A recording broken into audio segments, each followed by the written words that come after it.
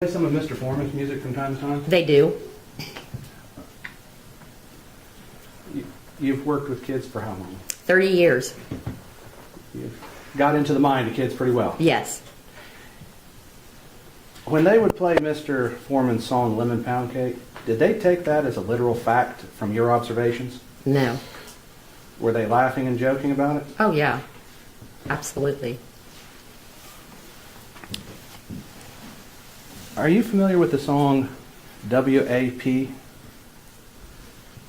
I think I've heard Sorry, it. no, strike that. I'm going to give you the complete song Okay. and then summarize it because I only want to say it once. Are you familiar with the song Wet Ass Pussy? Yes, Is that a rap song? it is. Has your students played it in class? Once, and I asked them to please turn it off. When they were listening to it, did they think that was fact? No. So they didn't think that that was depicting anything in real life? No. So you didn't have to teach them that wasn't real? Right. No, I did not. You've heard the song, correct? Mm-hmm. Yes. Do you believe it's a literal interpretation? No. Would you agree it's derogatory towards women? No. Even though it says nasty things about them? Yeah. No. I mean, it's the artist's opinion, I guess. That's the way I feel. Maybe not an opinion you like, but Yeah.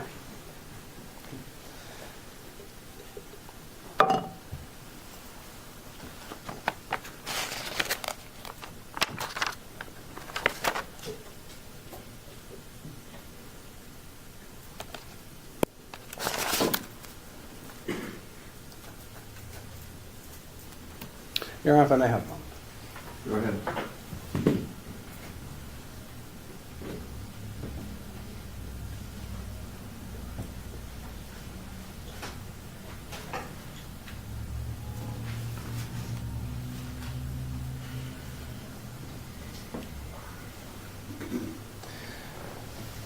So, Ms. Grooms, has Mr. Foreman's posts about Sean or any of the general posts about the Adams County Sheriff's Department as a whole affected your life any at all? No. Would you believe it would have affected your life while you were married to Sean? If it had any effect, I guess that would be the time it would have an effect. But as his spouse, you would have expected it. Yes. Okay. And I don't want you to go into too many details, but is it fair to say that Mr. Foreman, the posts about the police department and everything had not a damn thing to do with your relationship between you and Sean and why it came to an end? No, it did not. So the posts never affected your life, never affected your marriage? No. Okay. So any statement to the contrary would be false? Yes. Okay. Thank you very much. No further questions at this time, Your Honor. Cross-examination. Thank you.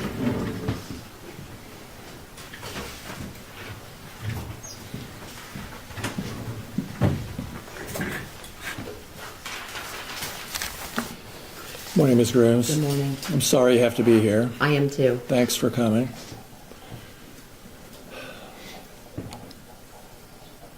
Where to start? You never sought a protective order against your ex-husband, did you? Yes, I did when we divorced. The divorce, yes. I Did had a you- restraining order. Did you got a restraining order? Yes, I did. Were you aware of the posts that were coming out after 2022 about the sheriff's deputies and calling them thieves and that sort of thing? Did you ever see any or hear any of the songs? Some of my students referred to it and they would say, I saw your husband in the video. And I would say, yeah, that was him, and turn around and walk away. I didn't elaborate on any of that, no. And Why- they didn't either, Why didn't you elaborate on it? because I didn't think it was the student's business. Okay. So they had seen your husband in videos? Yes, And did you tell your husband about that? about, That your kids had mentioned it? no, it was just a mention and that was it. Okay. Did you ever, you saw the posts yourselves or videos yourself, or did you just hear about it from kids? I saw part of it, and then I heard about it. Okay. And did anyone else in the community ever say anything to you about these videos or posts? No. Just your kids? It's my students in the school. Students? Okay.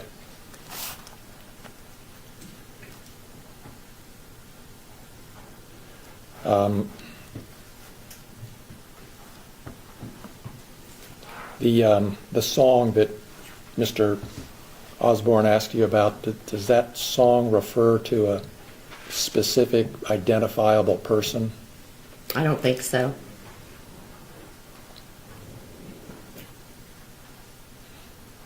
Those are all my questions. Thank you, ma'am.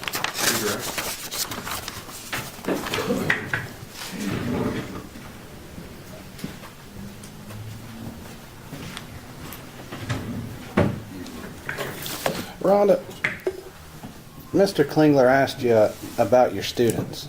Your students saw the posts Yes. and they articulated it to you? Yeah. Just say, hey, I saw your husband in this video. Students can, would it be a fair statement to say children can be mean? Cruel? Absolutely. You've seen instances of them being cruel? Absolutely. Are they cruel to both other students and teachers? Yes.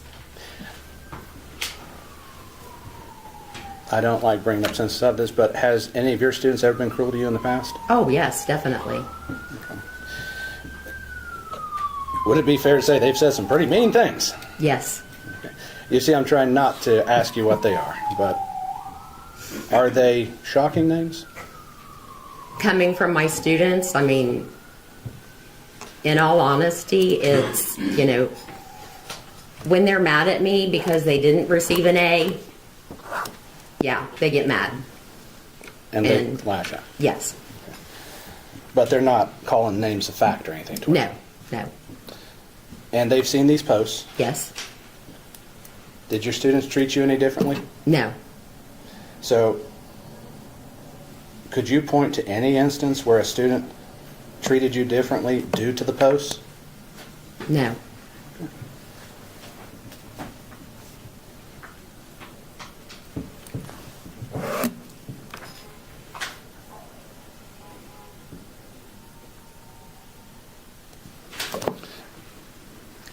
I'm going to ask this question.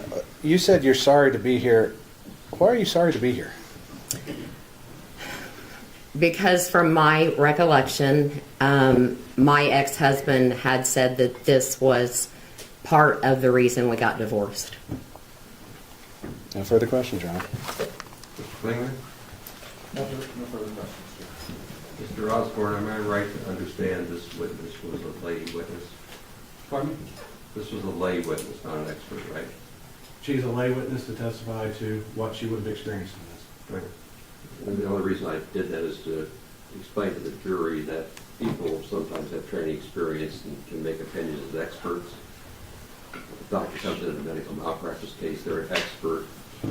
This is a lay person, the same as any other. Some of the questions spoke generally about society and public perceptions, which would seem like more of an expert opinion, when in fact, as a lay witness, she can only testify about what she experienced herself. So you have to understand the scope. She's just what happened to her, lay, average person, not educated expert. Thanks for being here. You can have the excuse. Go ahead, Mr. Osborne. Your Honor, I'd ask for a short 10-minute break so I can talk with Mr. Foreman. Based upon the ruling in the Rule 50, I want to juggle some of my witnesses, make some corrections to that, as I had anticipated a different verdict due to the evidence, or different ruling due to the evidence, so I'm going to need to shift for that. I'd like 10 minutes to consult with my client to strategize on that.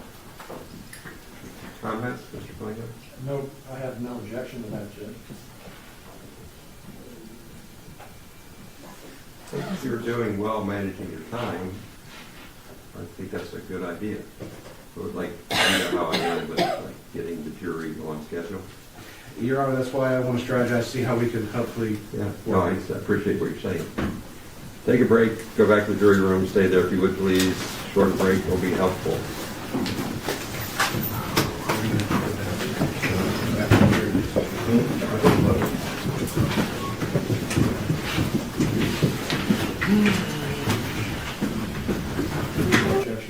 exhibits, Judge. So it'll be admitted without objection. Rebuttal, please. No rebuttal, Judge, no further witnesses. Okay, thank you. So, ladies and gentlemen, we're moving forward to the point where you get the case handed to you. What comes next is closing arguments and instructions of law. So closing arguments are meant to be the opportunity for the lawyers to tell you what they think the evidence means. If you want to take notes, do so, but like draw a line on your paper and say argument, not fact. Like I don't know how you keep notes, but I have to keep them organized. So I can realize who's talking. You've seen me do it a couple of times. Lawyers aren't evidence. The witnesses are. It's the same thing here. I don't think you would get confused or misunderstood. The plaintiff goes first because the burden of proof is on the plaintiff. The plaintiff also, because of that burden of proof, gets a privilege. So they get not only the first word, but they get the last word. So Mr. Klingler would start, Mr. Osborne would go second, and then Mr. Klingler would get the last word. Not because of favoritism or anything else, but because of the burden of proof. At that particular point in time, we'll give you jury instructions. And I'm going to take a break after their arguments because I need to make a few copies for the lawyers to read while I read.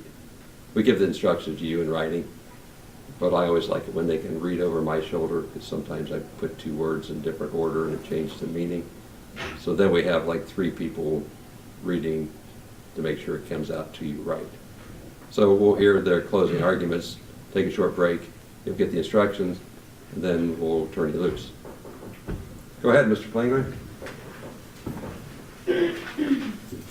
Your Honor, if I may, procedurally, I'd like to renew my motion for the record. Thank you. Very appropriate. With regard to the false light claims, the court overrules the motion. Outside the presence of the jury, I can give you a little bit more of the why.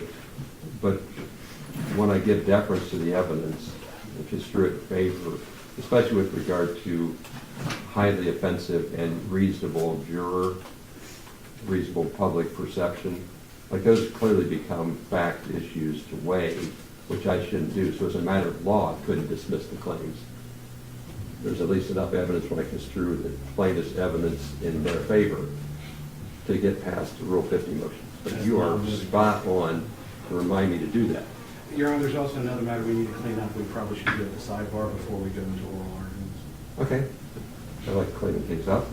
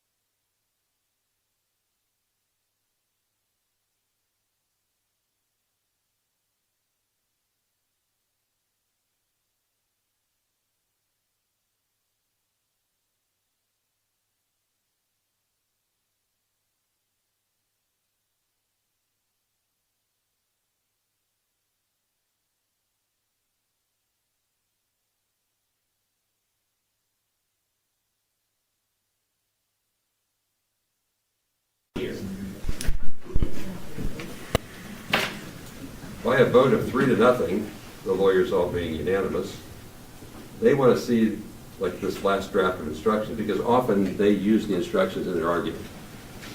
So like the chicken scratching stuff that we've been doing in the past is distracting. So we're going to let me do my work. It's 30 minutes that we need. So we'll go take a coffee break, just stay back there. Instead of me doing it the other way, we'll just take the break now for the jury instructions. Can't smoke, can we smoke? The bailiff doesn't like irritable jurors, so you should go Great. smoke. Do you like irritable jurors? I prefer not to have them. Okay, I thought, yeah, go take a break. Oh, right. Thank you. You're pretty high maintenance for the bailiff. I think we'll just like zigzag. Yeah, like you're supposed to. Everything you need to know is right here. Just have to print.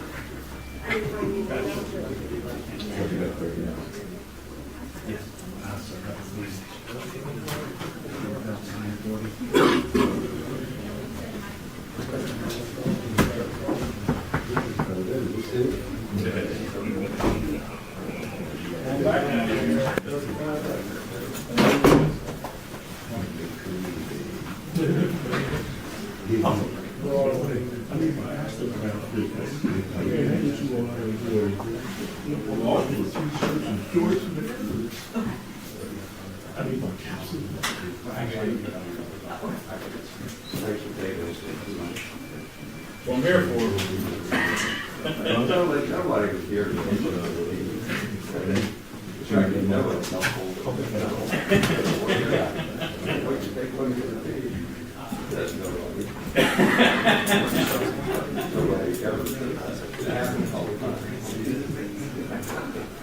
Woke up on the right side of the bed this morning, Judge. I'm down drinking. It's at the right side of the ground. Help get away this morning? Shit, I got full early sleep.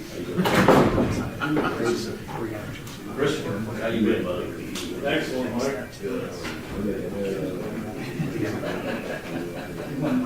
I can't dispute that. Jeans is I in just the get up that early, so I can't with the, I'm hoping not voting, not wise. It seems to make everybody happy, right? There is that. I mean, you got me on that. For instance, I'm not submitting to the jury whether the 5 plaintiffs are private figures or public figures, because Judge McBride decided that. So in the instructions, I've taken prior decisions of law where necessary and put them in. And you didn't deal with that, but sometimes I have to tell the jury how we got to where we are. And that becomes instruction of law. The law of the case goes into the instructions. So, but I don't explain it to them. I'm just saying to the record, I took prior judicial law of the case findings and slotted it in where necessary, and that's what we always do. Sound right, Mr. Osborne? Your Honor, I had no objection. No objection, Judge. Okay. Yes. Off the record, you want to start? I would love it. Of course you would. Your Honor. Yes, sir. We're off the record. Well, we have the 2 housekeeping things. I have to renew my verdict, and then we have to also discuss the music company. Okay. Back on the record. We're back on the record. Okay, so 2 points came up. You wanted to renew your motion for Rule 50 Yes. dismissal, which the court will overrule. Mr. Klingler responded to your inquiry about media access incorporated. Yes, Your Honor. Just for the sake of the record, we had a telephone conference on this. We had discussed this issue. They had not pled. They are technically in default of the answer. During that telephone conference, which was not on the records, we discussed what would happen with that. Mr. Klingler said he would evaluate it. We are now about ready to do closing statements. No evidence has been presented against him. Mr. Klingler has not asked for a default judgment. He seems to be wanting to put everything on my client, which is very strange why when he has a default he wouldn't make a motion for such.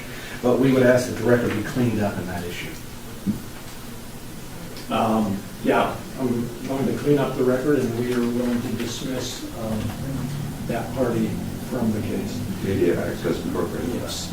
We've registered an objection to him not doing a directed verdict, doing a default verdict on that, and therefore increasing damages upon my client if they should be found. No, I think he gets to own his own complaint, so I just have to follow his lead. But I get what you're saying, and I can appreciate argue your- for mitigation of attorney fees and stuff that he has done. No, if it gets to that, if it gets to that, that's not a part of the jury's deliberation. I just have to, I'm trying to think a step ahead. I like that. Off the record, please. Go get him. You with Mr. Bailiff?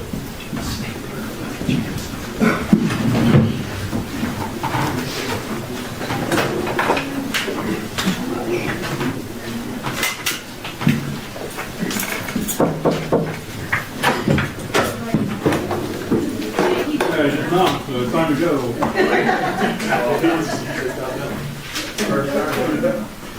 See, I knew that. I waited the extra 30 seconds. You got 6 cents for it.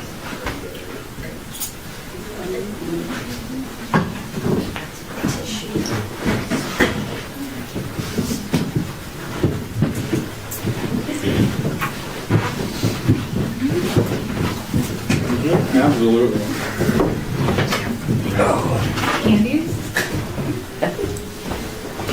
Okay, thank you, ladies and gentlemen, for your patience. Have a seat.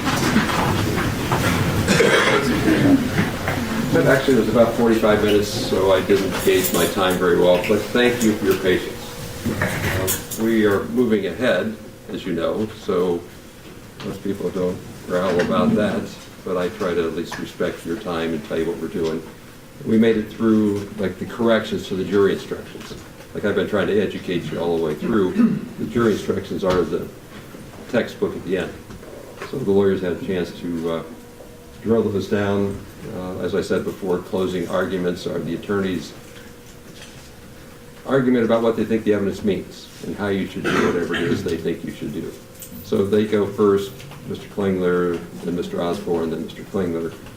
There's like a total of 35 minutes.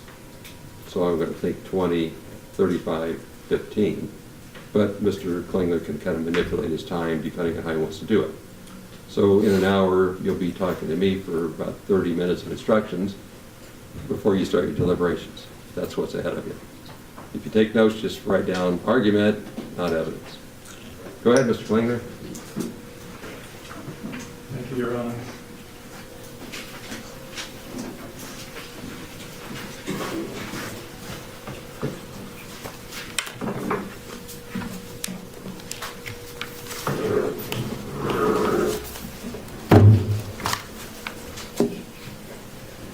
Morning, folks. When this trial started, I told you it was about intentional lies that are designed to hurt people. It's not about freedom of speech. It's about defamation. It's about false light defamation, intentional lies designed to hurt people. You've heard all the evidence. You've seen the witnesses. I'm not going to go over it. But I will say a few things to underscore what I think is most important for you to keep in mind as this case is turned over to you. From me, from the plaintiffs, to you.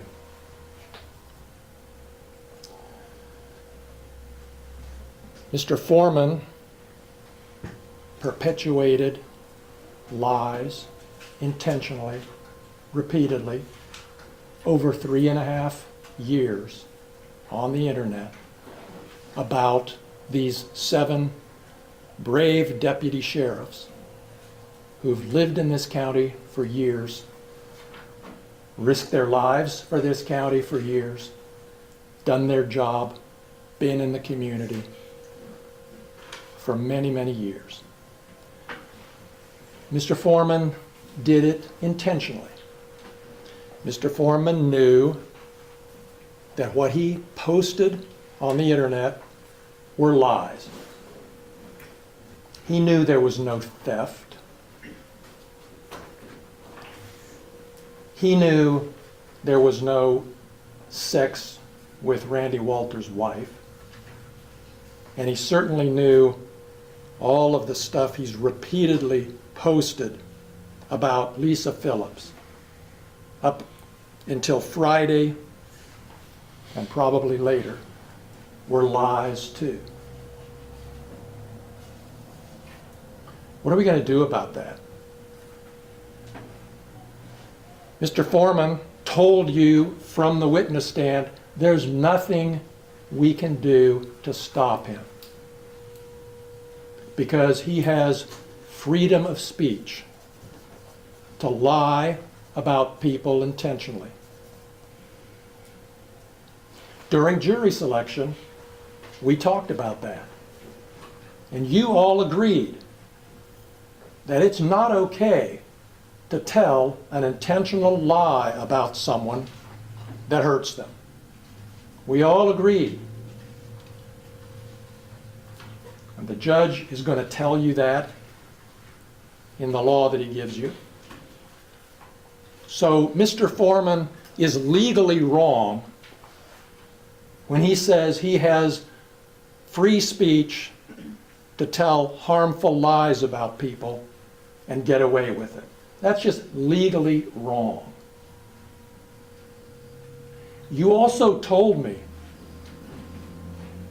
in jury selection that even if somebody does something to you that hurts you, that you think is wrong, like a search warrant execution that you think was unfair, even if somebody does that to you, you told me, we all agreed, that that doesn't justify telling intentional lies designed to hurt people.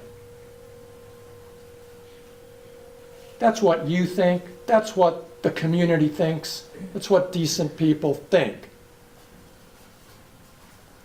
But Mr. Foreman thinks it's okay to do what he's done over 3.5 years because they executed a search warrant that broke down his door and disconnected his cameras.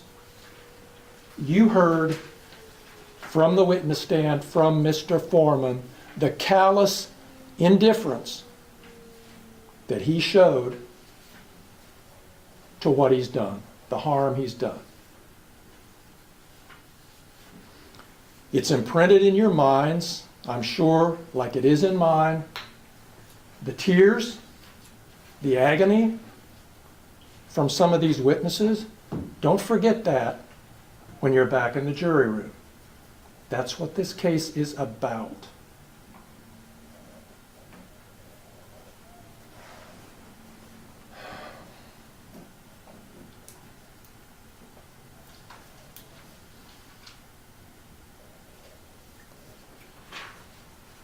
You are here because you agreed to be here. You showed up on the first day. Not everybody does. A lot of people don't respond to their summons. You did. I asked you, do you want to be on this jury? And you all said, yes, I agreed to be on this jury.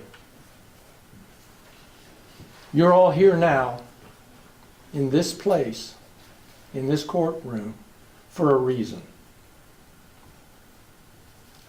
And I believe there's a power higher than us that brought you here today to do this job, and that you are the chosen people to do it. Nobody else is going to do it. There's not going to be another trial. There's not going to be a second chance. This is the day to decide whether Mr. Foreman gets away with what he's done and whether these plaintiffs deserve something to make up for what they've been through, and whether the community is told that what he did is unacceptable. It's not okay.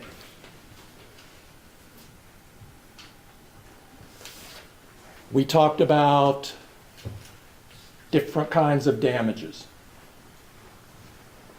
There's not going to be economic damages in this case. There's no doctor bills. There's no damaged property. There's damage to reputation. There's pain and suffering. There's public humiliation. There's everything you saw and heard from these detectives from the witness stand. And the only thing you can do as a jury to decide this case is to render a verdict of money that somehow stands in, somehow represents the harm that these deputy sheriffs have been put through over 3.5 years.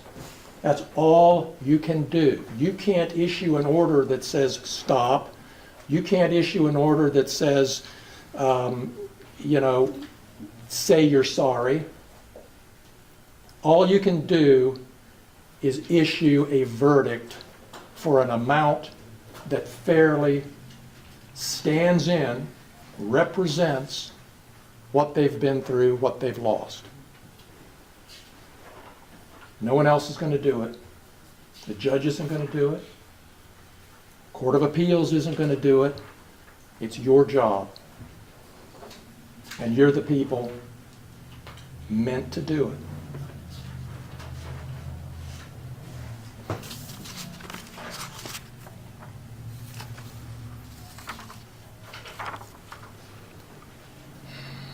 Now, I told you in jury selection, if we got to this point, I'd try to give you some ideas about how to evaluate what kind of verdict might make sense in this case.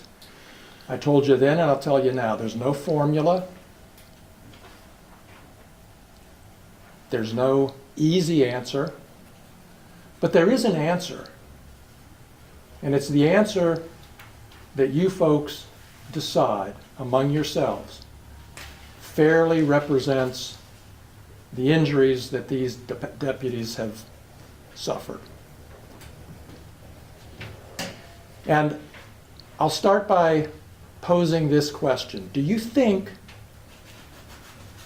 that if there had been an advertisement in some newspaper that said, we will give you $2 million if you are willing to go through what Lisa Phillips has been through for the last 3.5 years? Would you take that deal? Do you think she would have taken that deal? Yeah, $2 million, that's a, maybe I'll go through that. Of course not.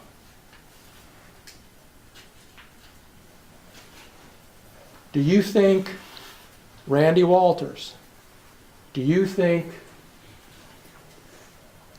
Brian Newland, do you think any of these deputies would have accepted some amount of money in order to go through, in exchange for going through what they've been through? I don't think so. And I think you know nothing is worth going through what they've been through. And, of course, he says he's not going to stop. He says nothing can stop him. Maybe something can stop him if you tell him through your verdict that he needs to stop.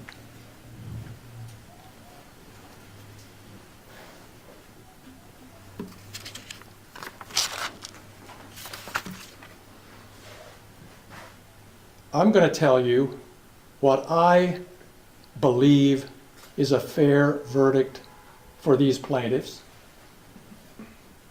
And it's up to you, of course, again, to make the decision. But I would ask you, I'm going to ask you, and there's a verdict form which, excuse me 1 minute.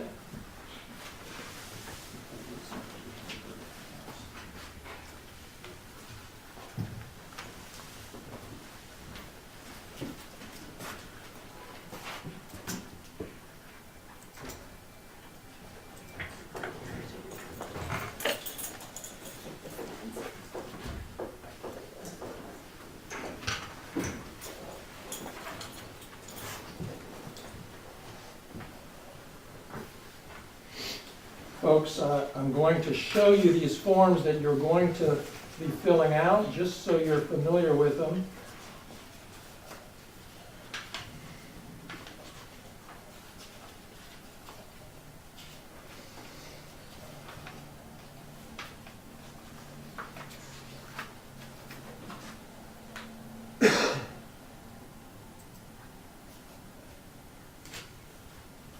This is just an example. You're going to have a different form for each of these plaintiffs, okay? This one happens to be a verdict form for Lisa Phillips. And I believe the evidence is overwhelming that you'll find in favor of Lisa Phillips. This happens to be her false light claim. There's a separate claim for defamation, a separate form for defamation, and you'll see the jury instructions. Judge Hine has already talked some about that with you. So this is just an example of the verdict form that I'm going to ask you all to sign in favor of Lisa Phillips and all of the plaintiffs on their false light and their defamation claims. Now,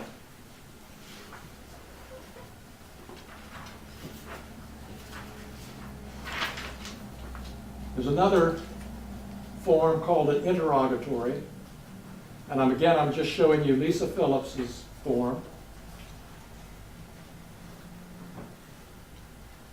And it says, we, the jury, find damages for plaintiff as follows. And then it gives a little description of the kind of damages. And there's a line for your decision, and there's signature lines for each of you to sign. For Lisa Phillips,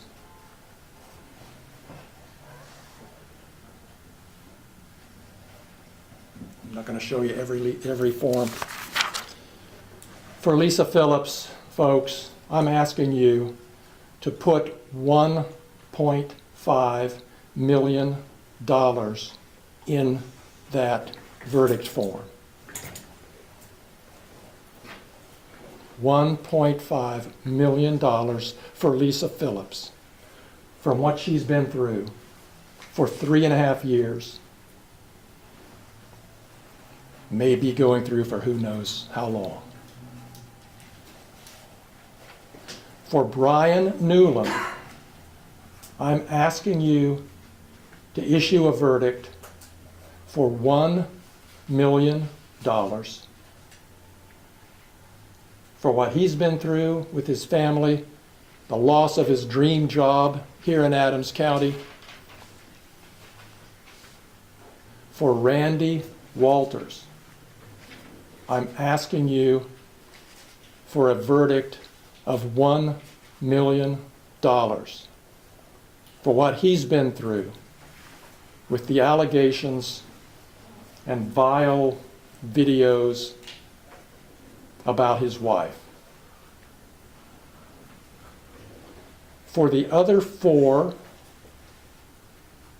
plaintiffs, Sean Grooms, Sean Cooley, Justin Cooley, and Mike Estep, I'm asking you for a total for all 4 of them of $400,000 divided among them however you see fit based on their testimony.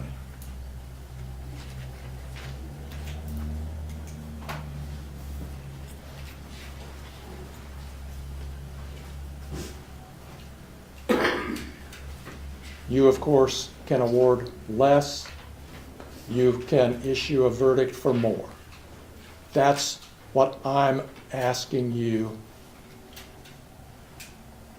to say in your verdict form based on this testimony. Now, let me close my remarks by looking into the future here and looking at the future if there's a verdict for the plaintiffs and you award the plaintiffs a fair amount of money. What happens? The plaintiffs are vindicated. The court of public opinion out there, the press, which I know you haven't been looking at, they don't know the facts. You know the facts. And a verdict for the plaintiff will say they were wronged, he was wrong. A verdict for the plaintiffs will make up in some way for what they've been through. A verdict for the plaintiffs will say that we don't condone, we don't approve, you can't get away with what Mr. Foreman's done. Not in this community, not in this country. That's not freedom of speech where we live. That's what a verdict for the plaintiffs will say. Let's look at another possible future if there were to be a verdict for the defendant, or if there were to be a verdict with a small amount of money attached to it. In that case, in that world, in that future,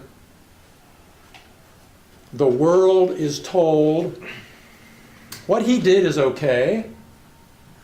What they went through is no big deal.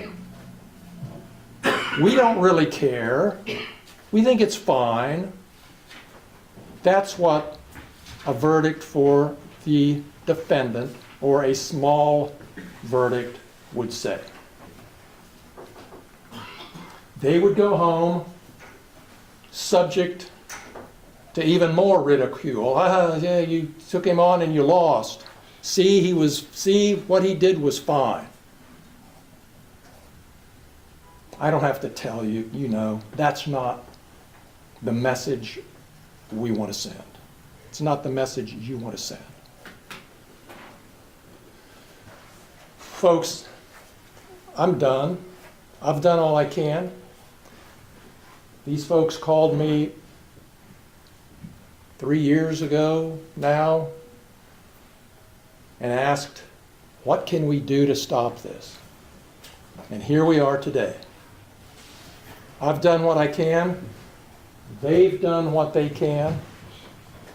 They've suffered through the publicity. They could have stopped this case at any time if they would have kowtowed to the pressure, public humiliation that Mr. Foreman continued to put them through, but they didn't. They bravely stood behind their case and their right not to be dragged through the mud with lies in the media. They've done all they can. And now I am giving their case and this decision to you. It's out of my hands. You have to decide what to say to Mr. Foreman and what to say to the community about what he's done and the effects that it's had on these folks.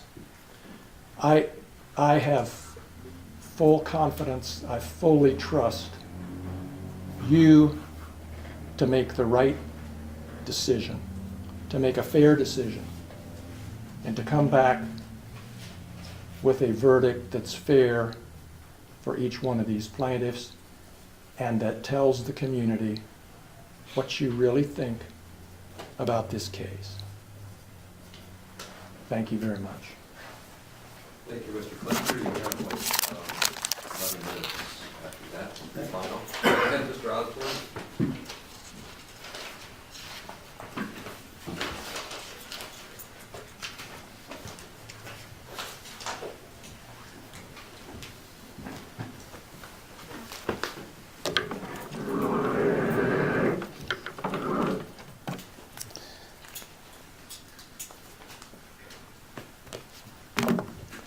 Ladies and gentlemen, thank you for being here. This has been a long 3 days. It took a second for me to even count the number. It's been so long. A lot's happened. You've done your duty as jurors. You've paid attention to the evidence. I'm proud of that. What makes our country great is you have the right to have a jury trial. You have the right to people in the community to see this, weigh the evidence, and make a decision. And I'm proud that you guys are here and doing that. We started this time, I talked about this case was about freedom of speech. But let's talk about what it's also about. It's also about music. Not all music is tasteful. Not everybody likes all music. There's some songs I hate. I think we can find plenty of people that find songs they do not like. But Mr. Foreman, Joe, is a rapper and comedian. It's what he's done his whole life is rap, make songs. We got to think of what rap is, because music does not exist in a vacuum. Music evolves over time. Take a look at jazz. It's evolved. At one time, it was distinct in a certain subculture, and it has now expanded. Rap is the same. Rap started out as a means for people to express social commentary, opinions through entertainment. Look at the song by NWA. Or they call it Fuck the Police. I think I said that right. It's a social commentary on what was going on in their lives. Their personal effect, the personal things happening to them, combined with entertainment, which unfortunately is exaggeration.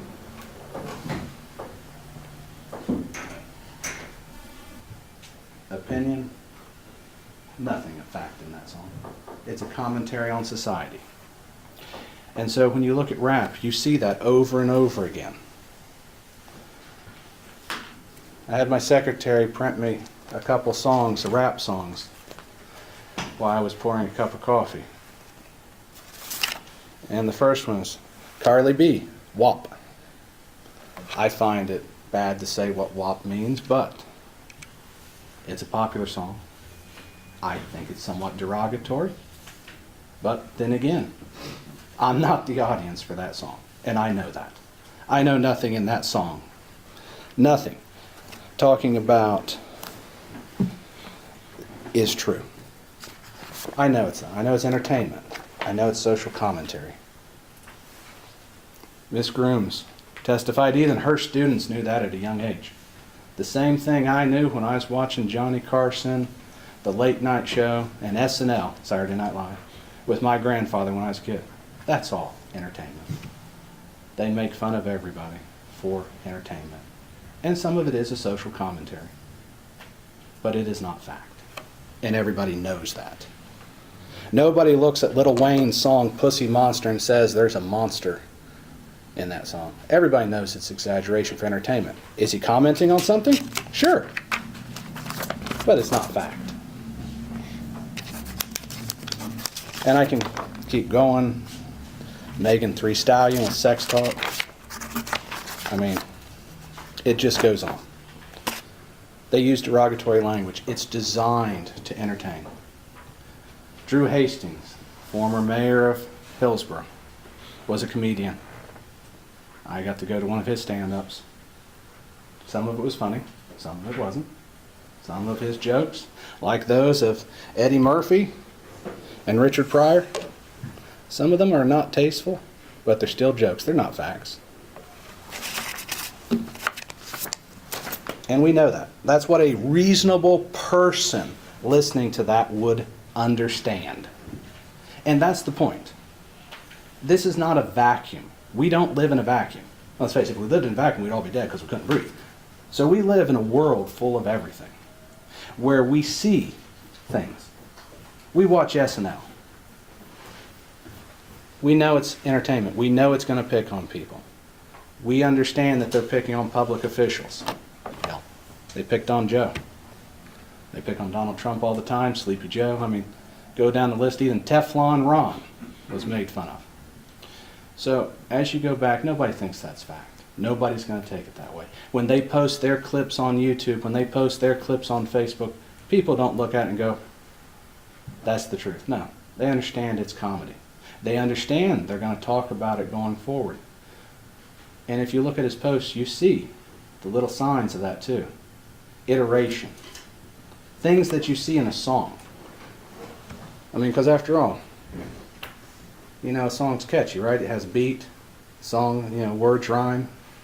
You know, she thinks my tractor's sexy, and, you know, sticks with you. And we listen to Lemon Pound Cake. You heard the iteration. You heard how it came together as entertainment. So we don't exist in a vacuum, and a reasonable person doesn't exist in a vacuum. As the judge has said, you are a reasonable people. You get to decide what's reasonable, which means you get to use your experience. You get to use your understanding of what those are, of your understanding of Joe, of your understanding of rap music, music in general. I'm not going to sit here and say that these 7 people were happy about what happened to them. I'm not going to say that. That'd be stupid. But what I am going to say is they are public officials. We see it on the news all the time, public officials made fun of. Let's go back to voir dire. During my voir dire, we talked about, with the one juror that's gone, we talked about that, yes, I ran for public office. She agreed I put myself out as a public official. She agreed that it was an opinion when someone called me a baby killer. Even our witnesses on the stand, I asked that question. They said a crooked defense attorney is not a vine, it's a matter of opinion. Crooked cops, dirty defense attorneys. Oh wait, one witness did want to say I might not have taken a shower. But those are all opinions, exaggerations, not statements of fact. And we know that. And that's why public officials are held to a higher standard, because that standard is what is expected of them as subjecting themselves to public scrutiny. They all testified that people have criticized their work. I mean, after all, we look at the search. There is, even Mr. Newland admitted it wasn't perfect. I think we can see from how the money was handled, the investigation. I would have liked to have seen a more thorough job myself. I mean, we have a chain of custody, the money that just leaves it laying there. Mr. Newland didn't know that. We have an unsealed evidence bag. We have 10% of all evidence, money evidence in the Adams County evidence locker miscounted. And then keep in mind that that miscount on those is less than what is alleged to miss here. We got people saying we had a miscount, yet they can't even bother to notify the court in an official document that they made a mistake. Just let it ride. As far as the public record knows, which they never corrected, Mr. Foreman never got back all of his money. They want to talk about an investigation, but they can't even put in a single piece of paper to correct his mistake.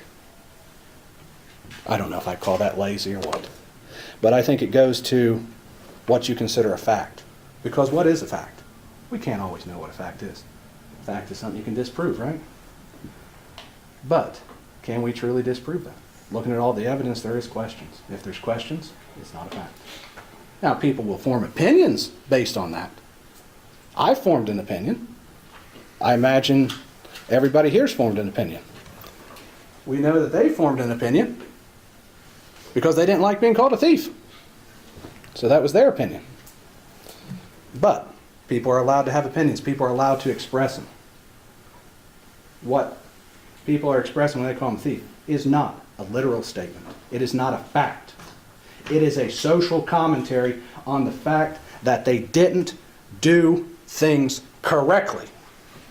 And they can't even articulate how they could fix it. That is a social commentary if I ever heard one. They don't like it? That's not their choice to like it or not. They're public officials. They're going to be held to a higher standard. Their work's going to be criticized. I mean, that's just what happens when you're a public official. No reasonable person would expect a police officer not to be criticized. They've all been called names before. Has it affected them personally? Yes. Ms. Grooms testified it made no difference in her life. Her kids didn't take it seriously. And she's taught for damn near 30 years. But they seem to take it seriously. And I come back to Mr. Grooms. He's worried about going out on a call and being shot. Now, maybe I'm old-fashioned, but if I'm going out on a call, I'm worried about getting shot, I'm going to call my wife and tell her to be safe, not sit here and go, I'm worried about me. That's not what you do. You take care of your family. Mr. Walters wanted to point that out. That just goes to show us he didn't take it seriously. Now, I'm not going to say they're not afraid. Anytime they go on a call, the highway patrol will tell you scariest thing's a traffic stop. You know nothing about the person, you're there by yourself, and things can change in an instant. Is that scary? Fuck yeah. I'd be scared. But if you're truly scared, you take the steps for it.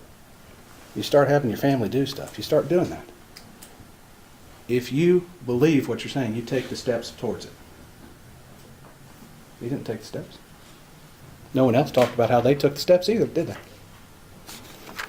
And why does that matter? Because a reasonable person is going to look at that. After all, let's go back to me not taking a shower.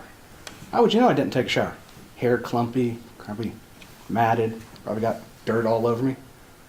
That's how you would see. That's how you would prove if that's an opinion or fact. Now, even then you might say Dave just fell in the mud. But no reasonable person would take it in a vacuum. And I want you to think about everything in context. What rap is music, how it's entertainment, how the language works on it, how jokes are made. I want you to think back to that, because that colors how you see it. I love picking on Joe. He's a good sport for it. Look at that suit. Does this look like a man who thinks that everybody's going to assume that everything he's saying is fact? I mean, he's like a comedian. He exaggerates for the sake of entertainment. That's who he is. I'm not going to say it's tasteful to everyone, but some people do find it entertaining. I asked an important question about them. I said, do you believe everything in the newspaper? No.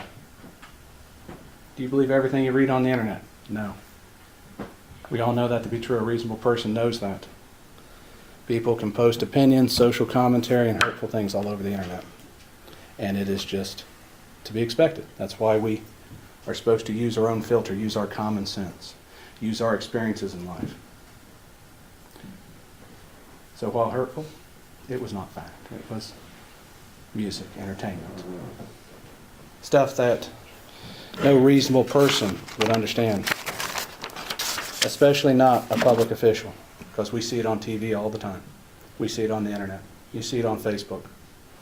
Sometimes people want to turn off Facebook because there's so much political commentary and stuff. But that's expected. Do I expect everything I read's fact? I don't even think most of it's fact. I think it's everybody's opinion, and opinions are like assholes. Everybody has one and it stinks. But that doesn't mean they can't have them. That doesn't mean they can't express them, and that doesn't mean they can't make a song about it. Truth is a defense. That's why we talked about the theft. That's why we showed all that. Because I wanted you to see how the money was handled. There's a lot of confusion around it. And for that reason.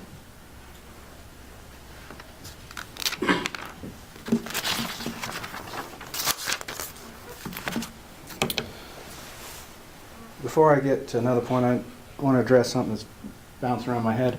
Bob says, what does this message send if you find for Mr. Foreman? I rephrase that question a little differently.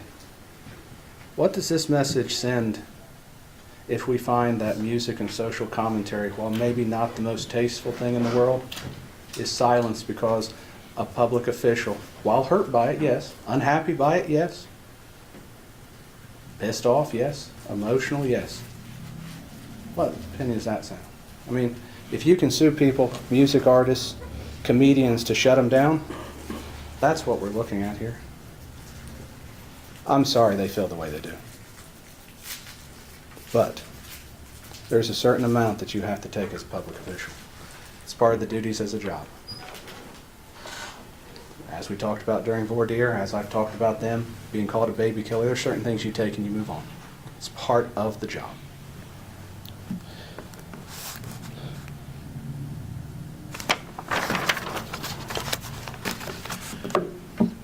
plaintiffs, or I should say Bob talks about how they wanted it to stop. Where was the certified cease and desist letter? Where was all this done? None of that was done until after they started the lawsuit. Until after they brought it to court to make it stop. That's what they wanted to make it stop. Yet they asked for money.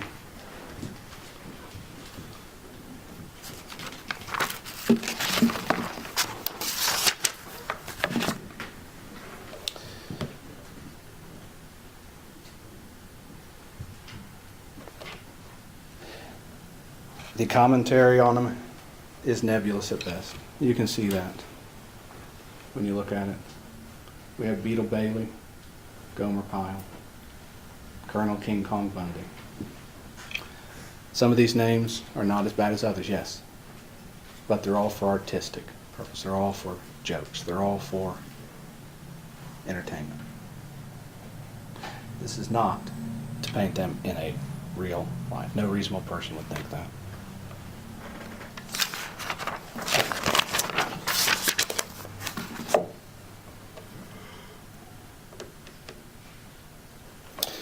It's kind of interesting because even Mr. Newland agreed that when he was called a pedophile by Mr. Foreman, yes, that is a horrible thing to call a person.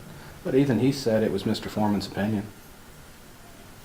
So he didn't believe it was a fact. If your own witness doesn't believe it's a fact, how can a reasonable person find it's a fact?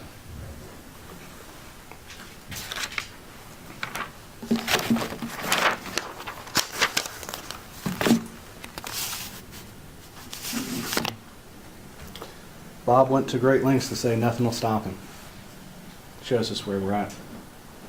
We got to stop his expression. We got to stop entertainment. We got to stop exaggeration. That's what Bob's talking about. What chilling effect does that have on the world we live in? Think about it. You don't like what a commissioner does. You don't like what our prosecutor does. You don't like what any public official does, and you make a joke. And you're drugging the court. It may not have been a tasteful joke. May have been a bad joke. May have been the greatest joke ever. But what we're saying is if they don't like it, we're back here. What does that say to you, freedom of speech? What does that say to the world we live in? That's what this case is about. And Bob knows that. That's why he mentions it. That's why when you look at defamation and the jury instructions, you'll see that the first element of it is a statement. Portrayal of fact. Has to be portrayed as fact. No music video portrays as a fact. I don't watch Fuck Those Police and turn around and say, you know what, that's a fact. No. I say that's a song and it's entertainment and move on. Sometimes I try to figure out what the words mean, what kind they're getting at, but I don't expect them to present a fact.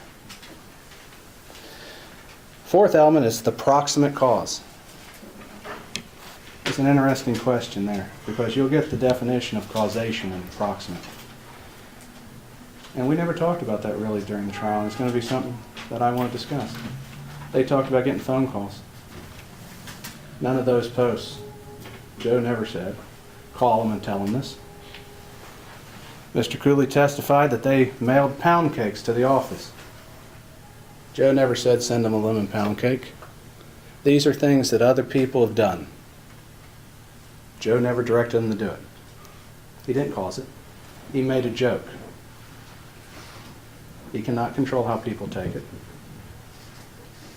What they do, he's not that. All he can do is make a joke, make a song. So that's something to consider. Was he the proximate cause, or was it someone else? I want you to understand when they get to the question of malice, if you get that far, it has to be actual malice. Public officials, it's a higher standard. Why? Because we hold public officials to a high standard.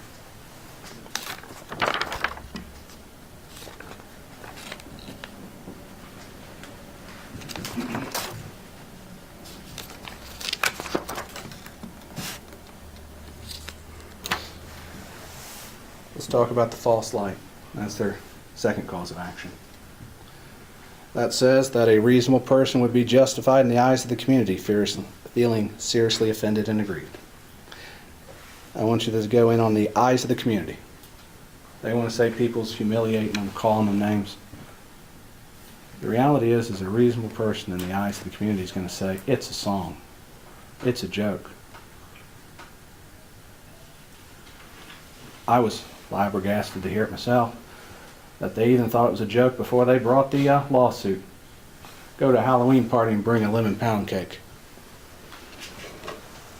That, I almost have no words for that, honestly, because I get, we're hurt, but it's a joke. Which one is it? So, a reasonable person in the eyes of the community would understand it's a joke. Mr. Estep testified about the joke of the shirt. We got the pound cake joke. There's various jokes for this. This was not as negative. This has not changed their view in the eyes of the community, because your reputation, which is what they claim is hurt, your reputation is like a shirt. You eat a hot dog, you drop mustard on it, you get stains on your shirt. Nobody's reputation is clean. Everything you do affects your reputation. The way you perform your job affects your reputation. They all admitted to that on the stand because I asked that question. They all said it does. How they counted that money affects their reputation. People can form opinions based on how they did their job and criticize them on it. That's a right we have.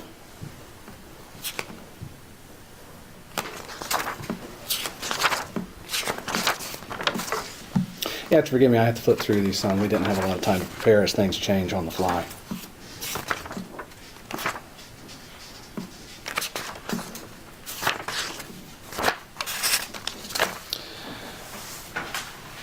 I think as you go back and deliberate, take a look at all the exhibits, analyze it in the context of music, entertainment, opinion, social commentary. It's not a fact. And if you look at it, you can see that. Like I said, it may not be tasteful, may not be nice, but even SNL's not nice. South Park's not nice. These things are social commentaries, jokes, entertainment, and some of them are not nice. But you don't have to like everything. You don't have to like everything said about you, and you don't have the right to tell everybody that everything said about you should be sued for, especially if you're a public official. As such, I ask you to deliver a verdict in Joe's favor on all claims. I ask that because when you look at it, no reasonable person could see it as a fact. No reasonable person could see it as even false light.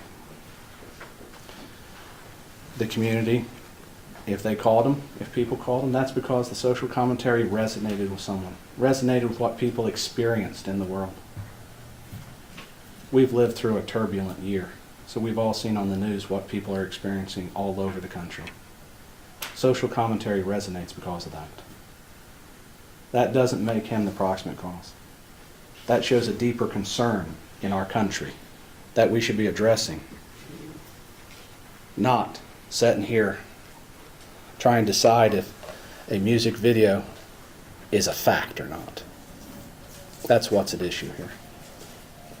And I'm confident as you go back in deliberations, you'll come to that conclusion too.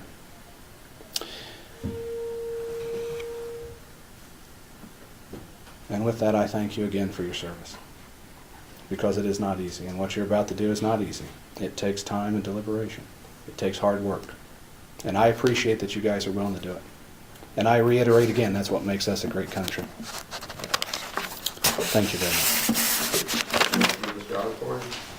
Go ahead, Mr. Plaintiff. Thank you, Your Honor.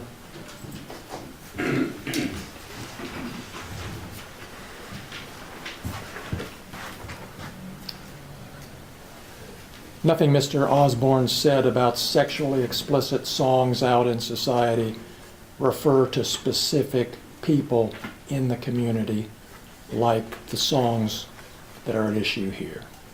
It's not the same thing. We all know that. These weren't opinions. Mr. Foreman didn't say, in my opinion, Brian Newland is a pedophile. In my opinion, they're all thieves. In my opinion, I fucked his wife doggy style. He said it like they were facts. And I think Judge Hine is going to instruct you, based on everything that's happened so far, that these were not opinions, they were stated as fact. And your job is to decide whether those facts were true or not. And we know they're not. The case isn't about lemon pound cake. It's about intentional lies designed to hurt people, and they hurt people.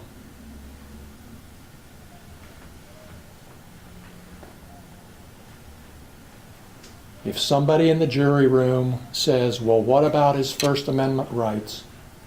You know, and the law tells you, that doesn't allow lies that hurt people.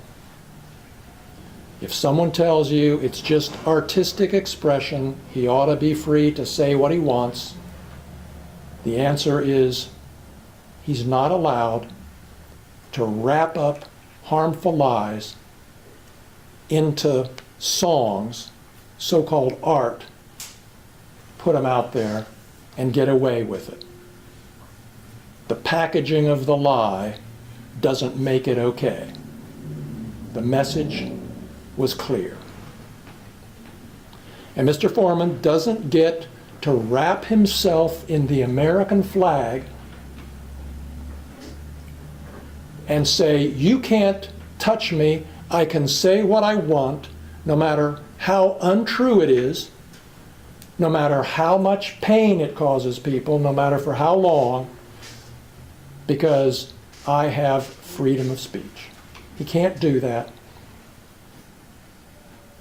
I'm confident you'll tell him he can't do that. Thank you. Thank you, Mr. Foreman.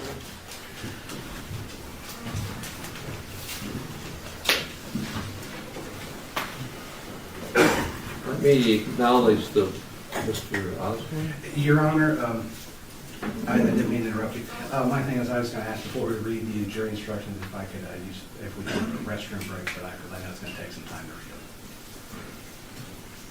Everybody's going to stand in their seat and stretch. Nobody's going to leave the room but you. Because you're pretty prompt with that, so go for it. Thank you. I'll just stand up. It's blood flowing. That restroom? Well, you're on my team.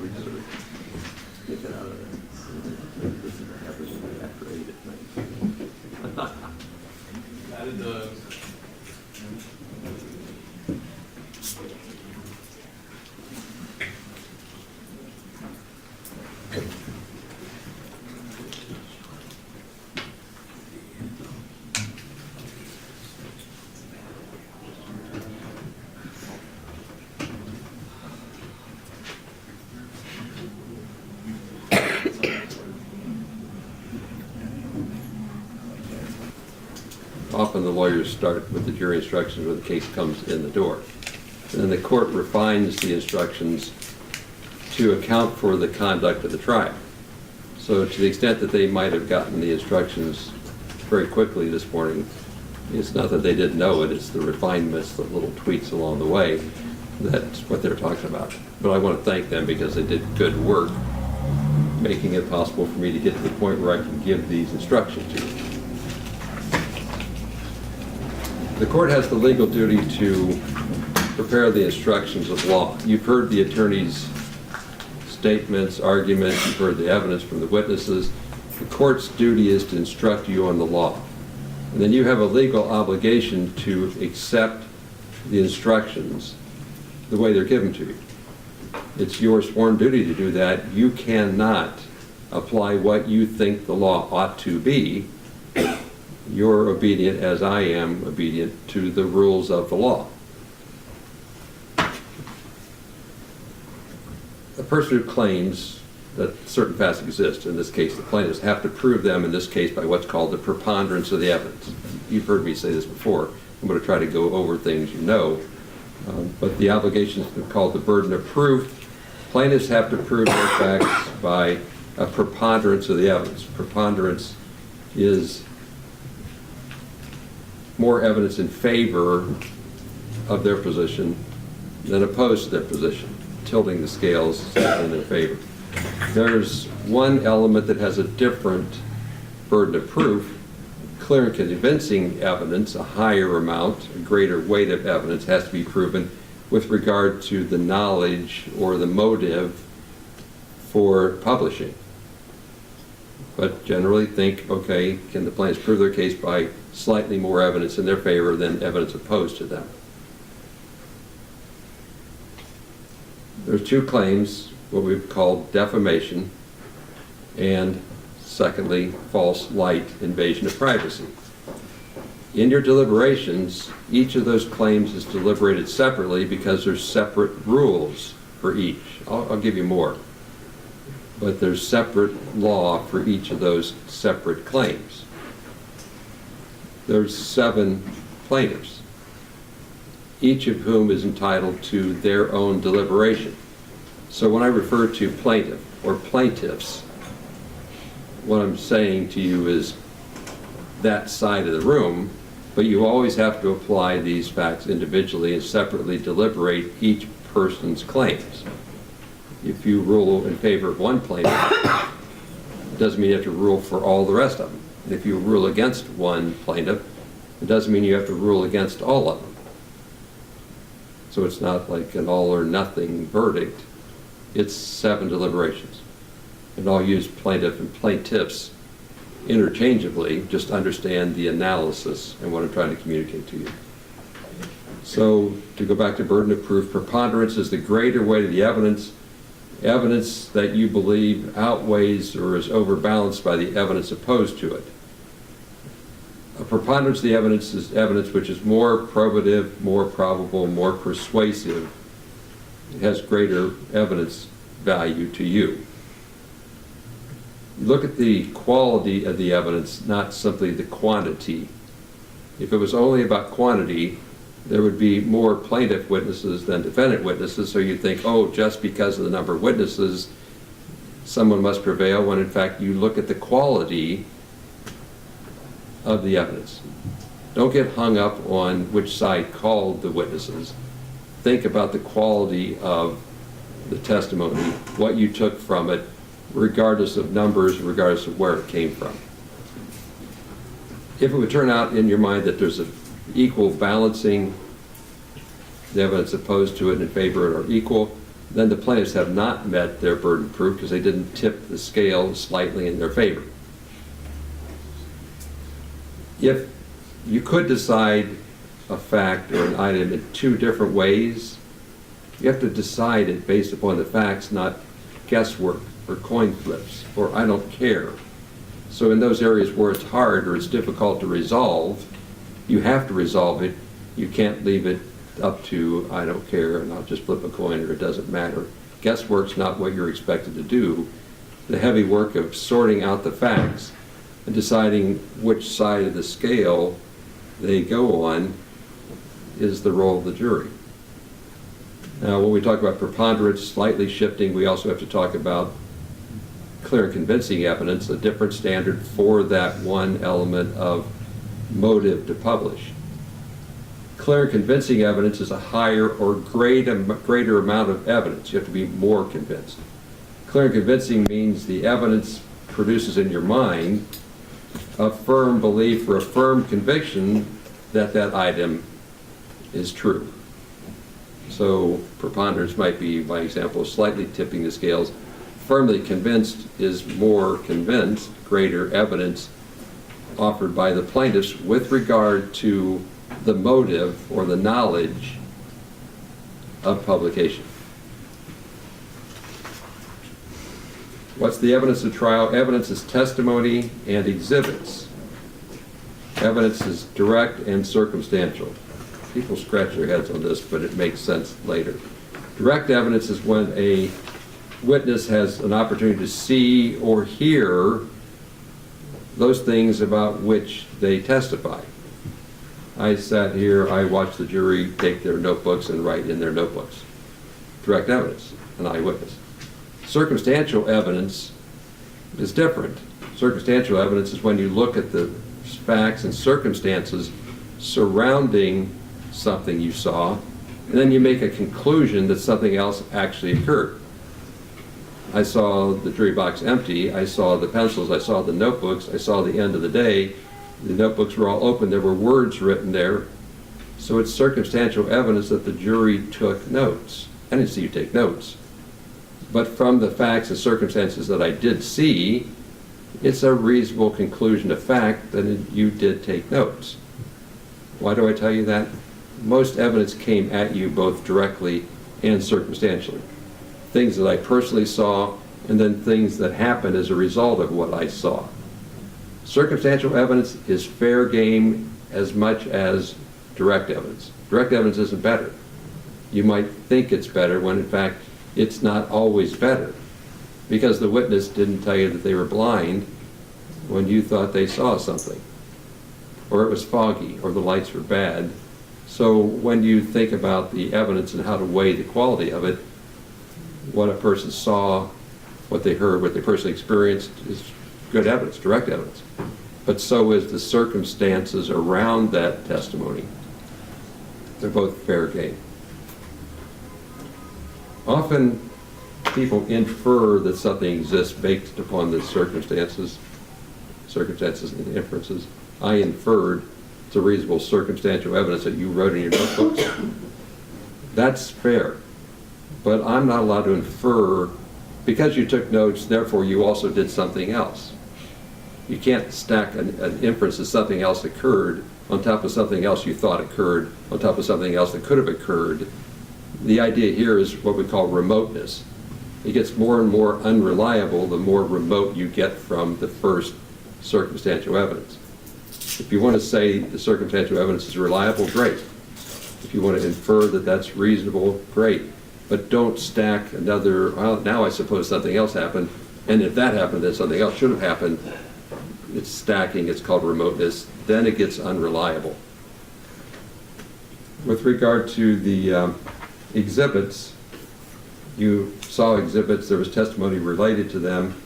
Consider whether the exhibits are in fact what they're portrayed to be. You decide what weight, if any, the exhibits have to have when thinking about the testimony involving them. Exhibits in video can speak themselves, but sometimes paper and other exhibits don't. So you have to consider what the witness said in light of how the exhibit was portrayed. Don't make inferences or conclusions based upon the number of exhibits. Remember, I want you to look at the quality, not just simply the number. Like theoretically, the plaintiffs had more number of exhibits than the defendant. Don't care, don't count numbers. Look at the quality, make the content important. You'll have like physical, tangible paper exhibits back there. When you get to the video or the data-driven exhibits, you'll have a computer back there so you can use that to look at the exhibits. So if it never works that way, so I always offer the bailiff services that he can come back and, as you saw, make the technology work. So if you struggle back there with plugging in a thumb drive and finding the drive and then turning it on, we would expect that. I'll tell you how to communicate with us, but just ask for help. We'll send back a very capable bailiff and he'll save the day. Evidence is not what the lawyers say. You heard opening statements, closing arguments. That's not evidence. It's helpful, it's necessary, it's built into the system, but it's not evidence. If a statement was asked and the question was not answered, there's no evidence from the question. I did that once or twice to show you how it works. Just, you might have thought the answer was, going to be yes, because the witness is shaking their head yes. The witness is, yeah, I understand the question, and the answer is no. So you can't use body language to get an answer that wasn't spoken from the record. I don't think that happened too often. But remember where the evidence is. It's the exhibits and the witness statements, not the lawyering side of the case. There was times where I sustained objections and handled the lawyers the way I thought was necessary. I always ask people to apologize or accept my apology if you thought how I handled the lawyers is any kind of a comment upon the quality of the case. Like, I try not to do that. But you might misunderstand that in scolding a witness or handling a lawyer, I was expressing an opinion. I love it when you guys show up because I don't have to decide. It's like I always try to make sure I'm neutral in my facial expressions and my voice tone, but sometimes I just don't get that done. An important role for the jurors is to weigh credibility. Credibility is assigning believability, assigning weight to the evidence, assigning weight to the witness testimony, assigning weight to the exhibits. When you weigh evidence, you're basically deciding truthfulness, and as odd as it sounds, it's what we do all the time. We weigh credibility continuously each day. In weighing credibility, you should consider the appearance of the witness on the stand. Consider the manner in which they testify. Did it seem straightforward? Did it seem honest? Did it seem evasive? What did it seem to you? So you're using your eyes and you're using ears to weigh credibility. Think about how reasonable their testimony was in light of the subject matter of the trial. Consider education, interest, bias. Consider if they were frank with you or not. We use these tests every day to decide whether we want to rely upon or find a person believable or not. As I told you before, every witness took an oath to be honest in their testimony. The oath does not bind you that just because they're talking, I have to believe it. In fact, you have to parse it out, because people could very honestly get up and say, I believe this to be true, when in fact they're misunderstood and wrong, not lying. So recognize you can parse the evidence. You can believe everything a witness said. You can believe nothing a witness said. You can pull out the pieces you think are credible and ignore those that you think are not credible. And then you shuffle that entire deck with every witness along the way. As a rule, we want people only to testify, general rule, about things they heard and experienced and saw, first-hand testimony. So that's the general rule. But then we violate that general rule because we let people express their opinions about what the facts or circumstances mean that they experienced. So in deciding what their opinion means and how you weigh their opinion, you do the same thing. You're allowed to hear their opinion. It's evidence. But you have to, again, parse it out in terms of the credibility test. A person can give you an opinion, and you might go, I don't believe that because that's not in their subject matter. Or they don't have enough knowledge.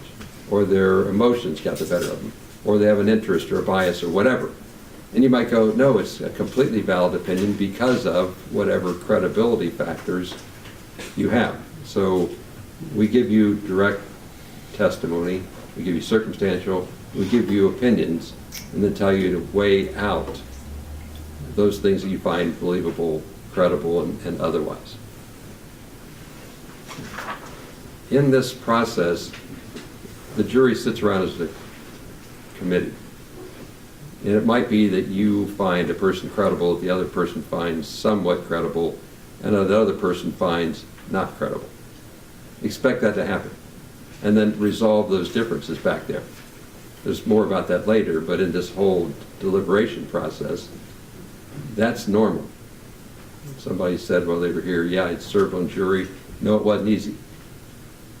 It's not meant to be easy, it's important.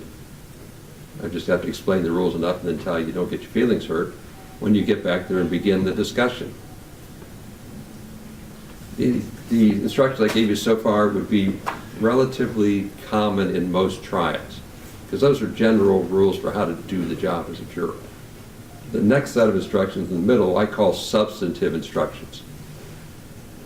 these are the law that applies, the rules that apply to this set of facts, these claims.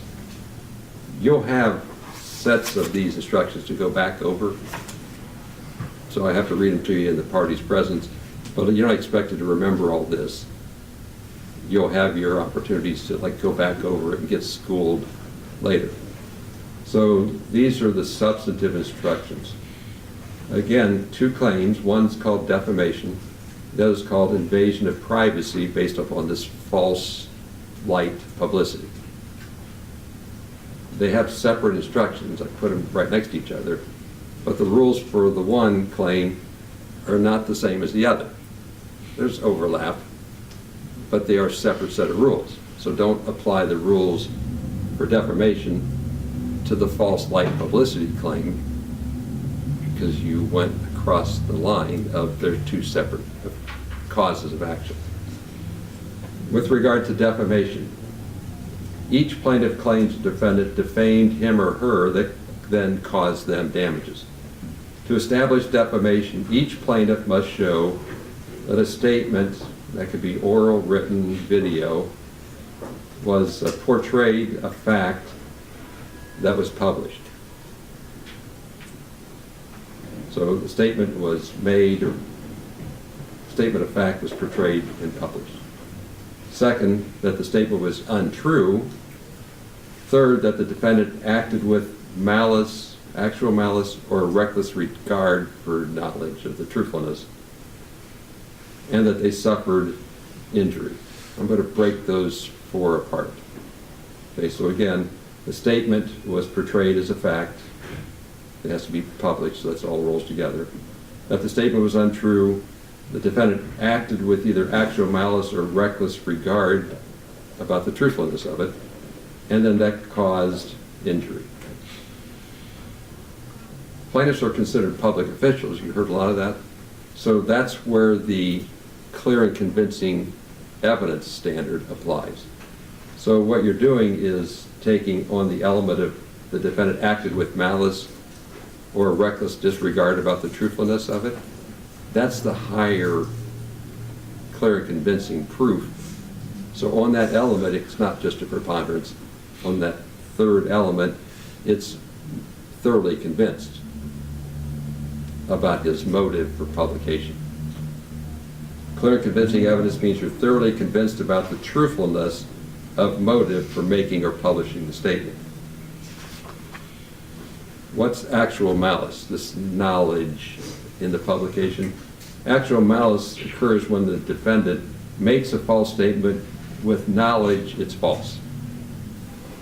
The second part of that test, it's either published with actual malice or published with a reckless disregard about the truthfulness or not. So reckless disregard means that a defendant acted while aware that the statement was probably false, or that the defendant entertained serious doubts about the truthfulness and didn't inquire.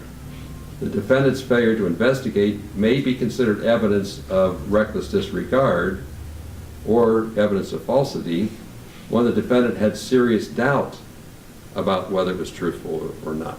So actual knowledge of falseness or reckless disregard about something that's probably false. Those elements have to be proven by the higher amount of evidence. A statement is false when it's not substantially true. It's substantially true when the essence of the statement is true when you think about the statement as a whole. The defendant's statements or portrayals must be given their ordinary meaning in that context, in that circumstance.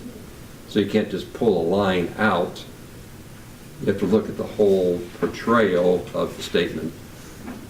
In deciding whether the statement is false, you're not to consider the defendant's subjective belief.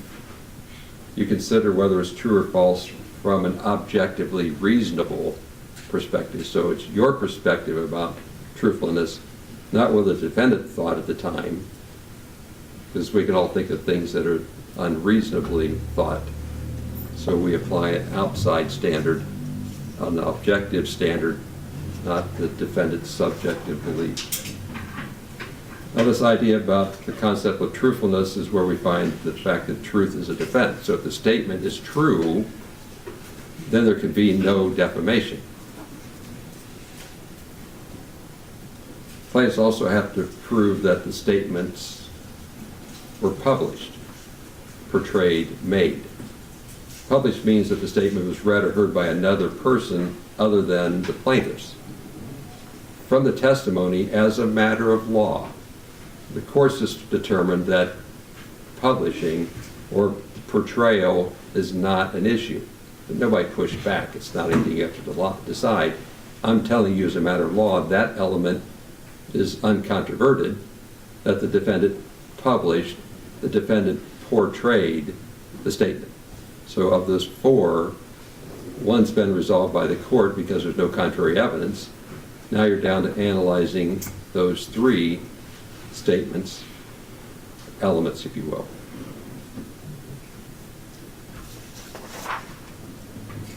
You need to know how to differentiate between facts and opinion.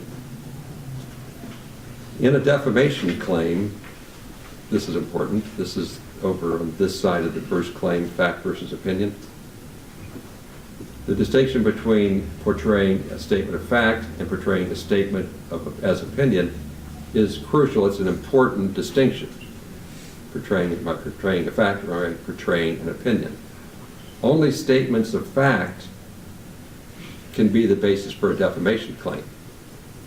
Statements of fact could be untrue, which is the nature of a defamation claim.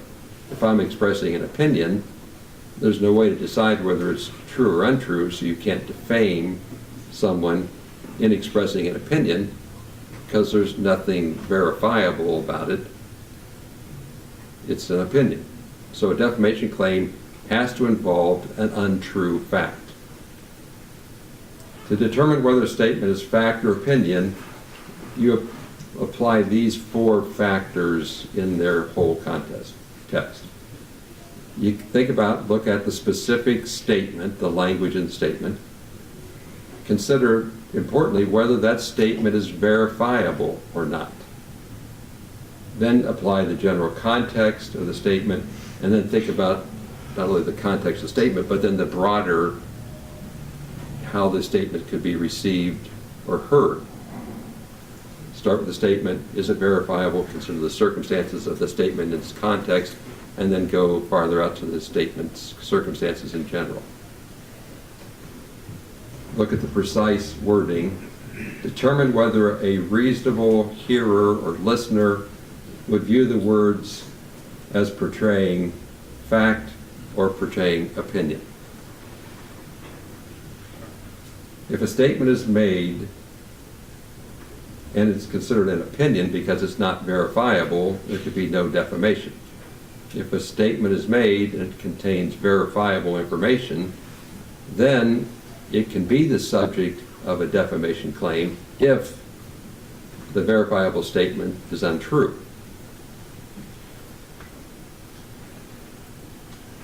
If you find that the statement was portrayed to the public as a fact, that the portrayal was false, it's a fact and it's false, plaintiffs have proven their case. If you find that it's not a fact, or that the fact was true, then the defendant prevails. This is why I give it to you in writing. Okay, I forgot about that. General instructions for defamation are done. Those rules apply to that claim. These rules apply to the invasion of privacy false light claim. There's only one place where I'm going to tell you to overlap the instructions. So don't overlap all the first instructions in the second bucket, separate set of rules. The person who invades the right of privacy of another person can be subject to liability and the harm that comes from invading that other person's right of privacy. The right of privacy is the right of a person to be left alone. It's the right to be free from the unwarranted appropriation or the exploitation of a person's personality or their private affairs in such a manner as to outrage or cause mental suffering, some sort of shame or humiliation to the person. Each plaintiff claims the defendant violated his or her right to privacy by publicizing false information that places them in a false light in the public. Each plaintiff must prove that the false light in which they were placed would be highly offensive. It's a highly offensive place to a reasonable person. Not their subjective, but would a reasonable person find that they were put in a highly offensive place. And the defendant had knowledge of or acted with reckless disregard to the falsity of the publicized matter. Reckless disregard, falsity, and actual knowledge are the same definitions from the first section. So that part of the first instructions you can carry over. Actual knowledge, reckless disregard, and falsity, I'm not going to redefine. That part you would read over. But it's a different test. Was the particular plaintiff put in a false light by the false information? False light means the defendants know that the plaintiff, as a reasonable person, would be justified in feeling seriously offended and aggrieved by the publicity. Seriously offended and aggrieved by the publicity. The plaintiff's privacy is not invaded when it's an unimportant statement that's made. It's only when there's such a major misrepresentation of the plaintiff's character, history, activity, some fact, that it might be reasonably expected that a reasonable person would be highly offended. Determine whether the statements made by the defendant would place a reasonable person in a position of false light, not merely whether the plaintiff believed they were in a false light. So this is the objective perspective that we use for juries. You're the outside public looking in. Do you consider it reasonable or not that they would be highly offended? It's not their subjective belief, it's the public's perception. To be highly offensive, the plaintiff must be justified in the eyes of the community as feeling seriously offended and aggrieved by the publicity. The statement must be such a major misrepresentation of their character, of their history, of their activities, of their beliefs or facts about them, that they would be seriously offended in the eyes of a reasonable person of the public.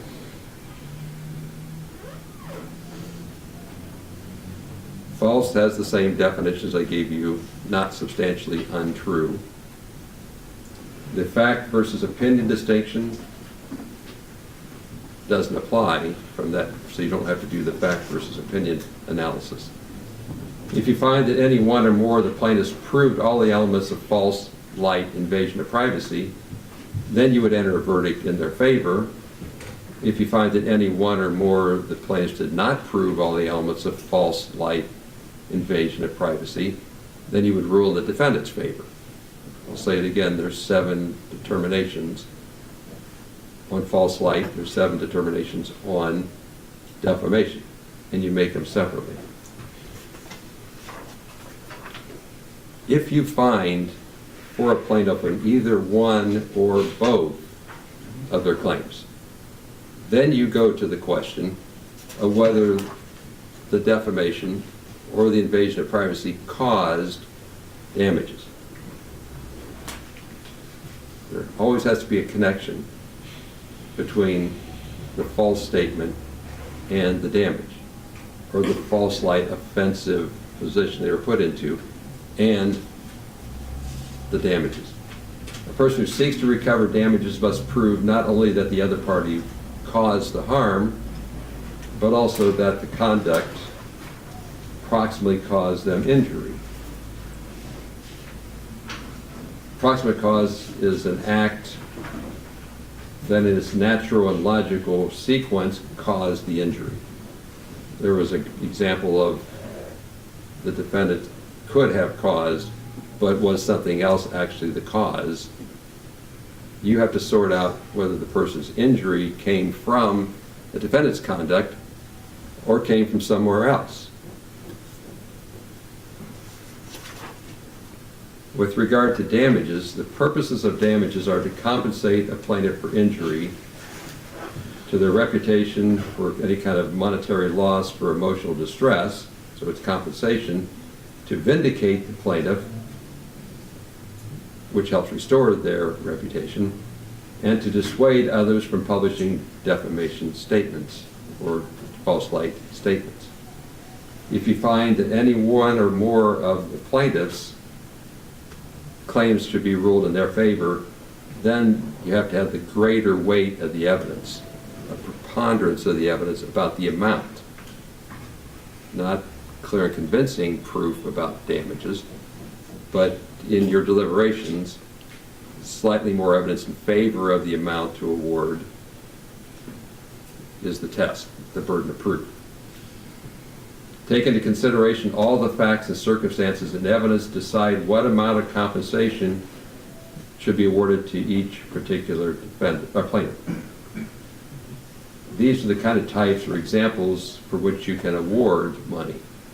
Harm to their reputation, including exposure to public hatred, public contempt, ridicule, or public scorn, and or loss of professional income and or out-of-pocket expenses, and or physical, mental anguish, pain, and suffering, loss of society, companionship, and friendship. Those are all eligible factors or categories by which to compare or measure damages.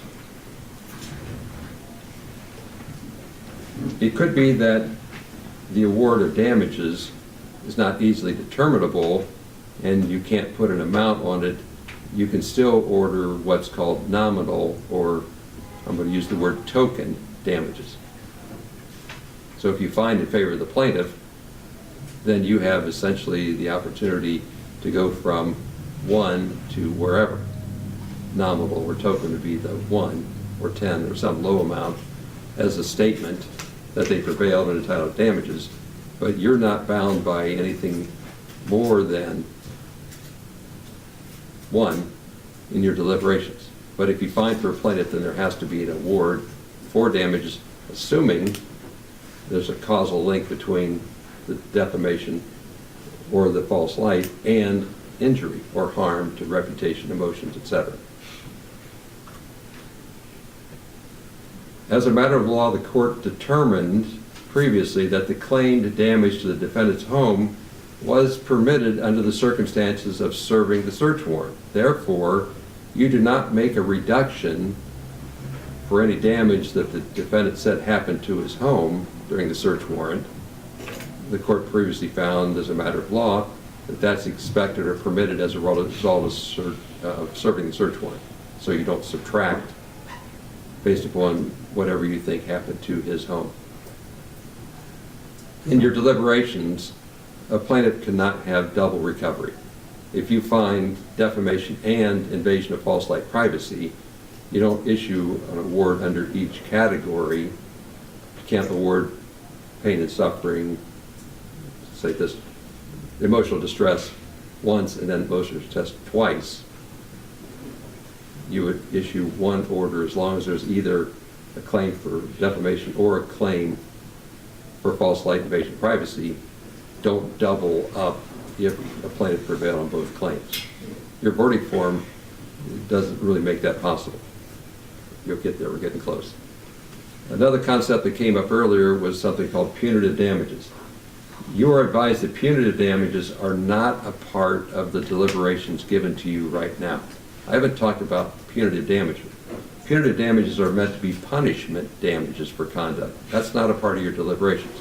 You're deliberating what we call compensatory, injury-related damages. An award of punitive damages can only be given if there is a compensatory damage award. If a compensatory damage award is given, then you come back with a different set of instructions and you have arguably a second deliberation about punitive damage. You don't have to award it, but they aren't all lumped in. So don't think in this first phase, oh, that was punishment, I was really mad. That's not where we are. If you find any plaintiff prevails on either claim and it caused injury, compensatory, actual repair damages, if you will, are what we're here for, not punishment. That's a second deliberation. The verdict forms aren't that hard to understand once you know what you're doing. Each plaintiff has 3 pages. Page 1 is the claim for defamation. We, the jury, being duly impaneled, find in favor of, and then it says Sean Cooley or defendant, circle 1. So you have to circle whether the defendant prevailed on Sean Cooley's claim for defamation. Then there's signature lines. Regardless of that verdict, you go to the second claim. So the next form is we, the jury, find in favor of Sean Cooley or defendant for the false light claim. The instructions at the bottom of each page say, now go to the next page. If you find for that plaintiff on either of the first 2 forms, then you go to form number 3, which is damages. Damages is 1 line, where you put a number in. You can take notes and you can split it out, and you can do calculations, and you can decide how you get to it, but there's 1 line. So that would be for Sean Cooley, and it says Sean Cooley on the first 3 pages. And then the next 3 pages say Justin Cooley, same 3 pages. So the first 2 pages find in favor of that plaintiff or the defendant, circle 1. Next one in favor of that plaintiff or defendant on the second claim, circle 1 of those options. And then you go to the damages form only if the plaintiff prevailed on one of the first 2. They're all numbered, they all have names on it, they should be easy to follow. You can tell me later.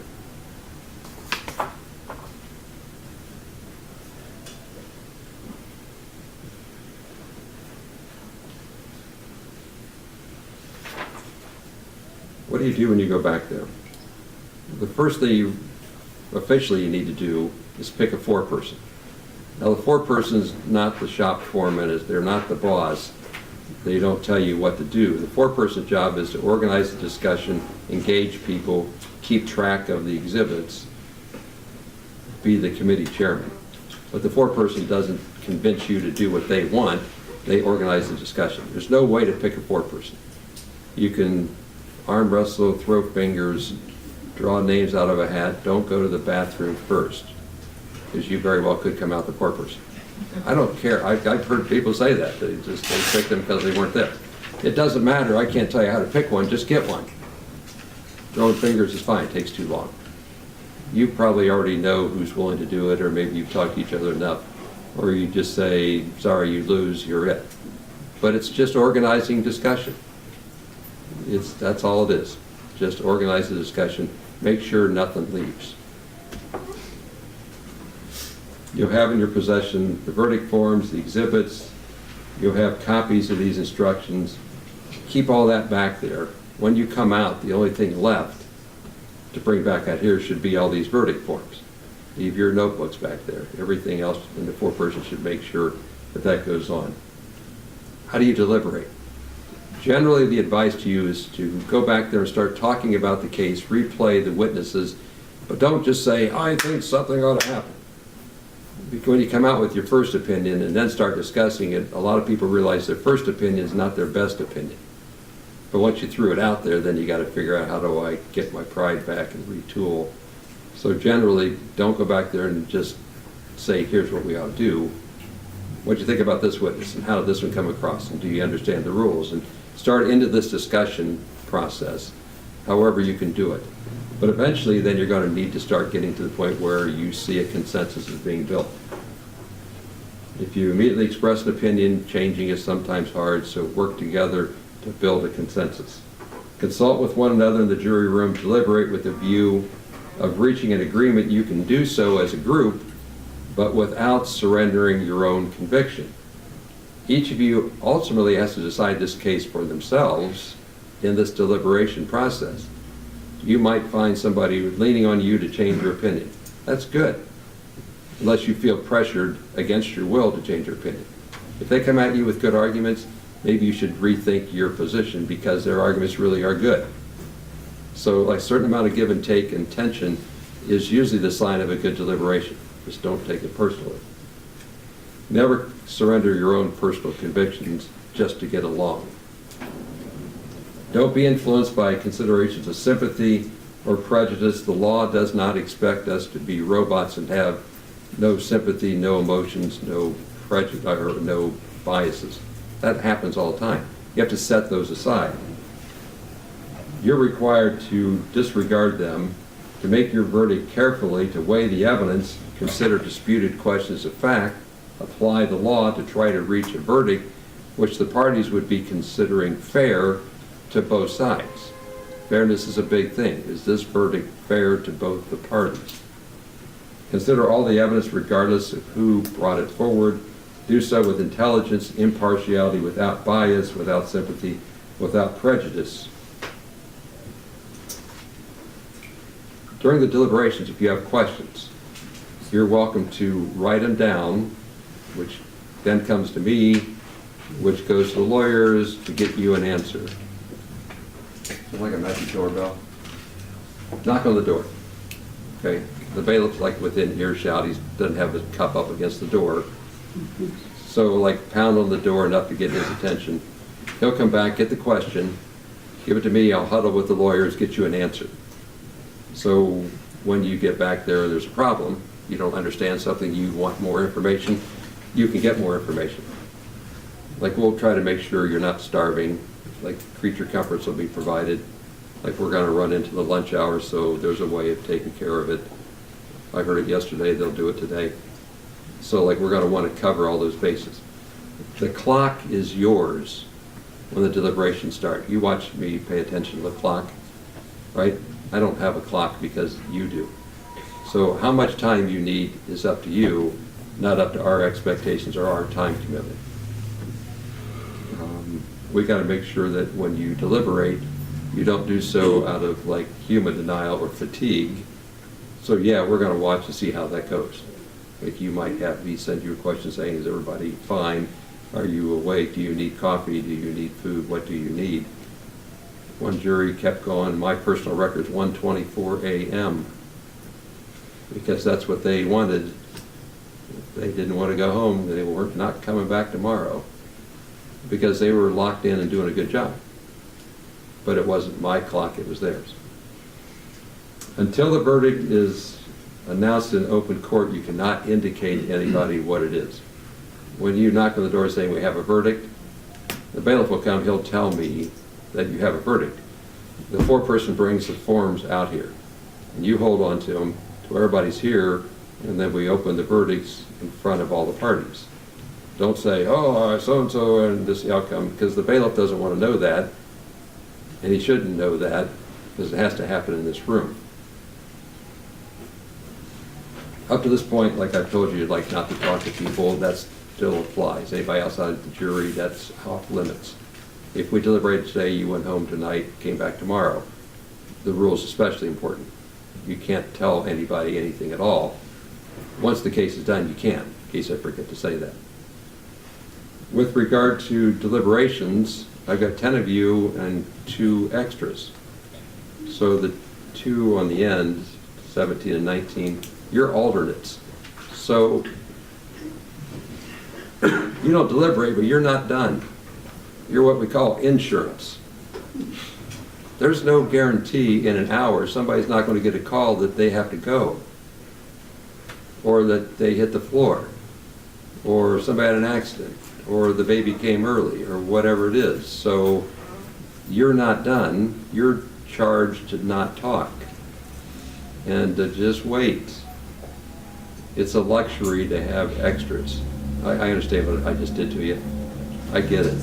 But the number of times the jurors slot back in is not the majority, but it's enough that we're glad to have you for a reason. These folks get locked down and something happens along the way. We can't lose 3 days of trial work because somebody went through a stop sign or had a flat tire on a curvy road.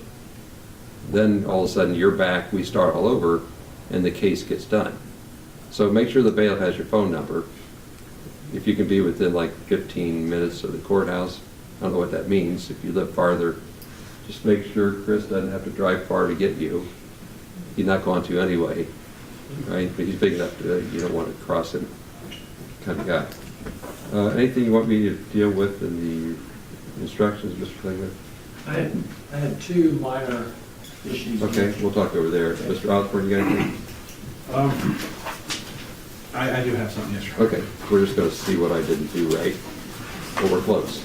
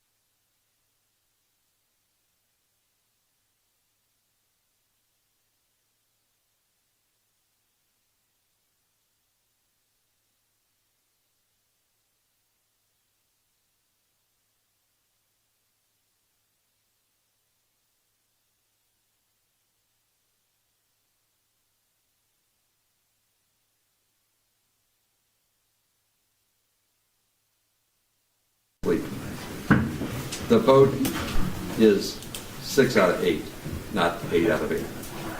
It's the next paragraph down. So I've got 8 jurors. When you go back there, 6 and 2 is a vote in favor or opposed. So you always have to have 3/4.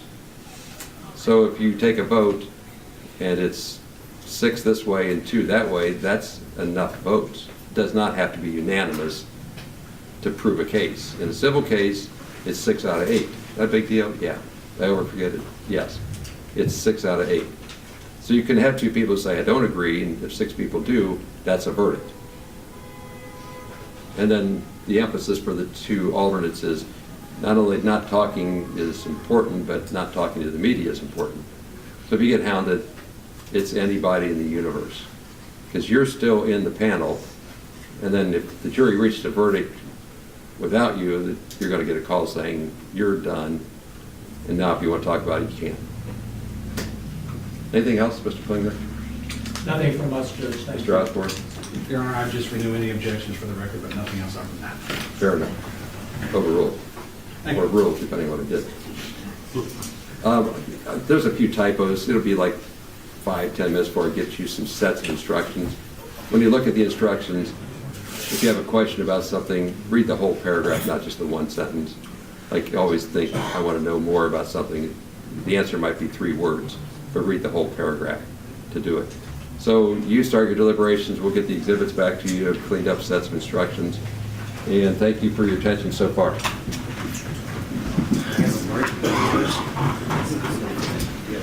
When's lunch? Yeah, are you taking our lunch order? Sure am. Shirley, we get their phone numbers. Yes, I will.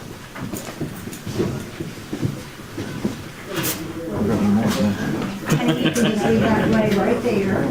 Leave this later? Yeah, and then if you would have to come back and deliberate, you'll have to notice that. We don't look at them or anything, even afterwards, we just tear them out. You wouldn't be able to follow them anyway. Remember, dear. Judge Hine.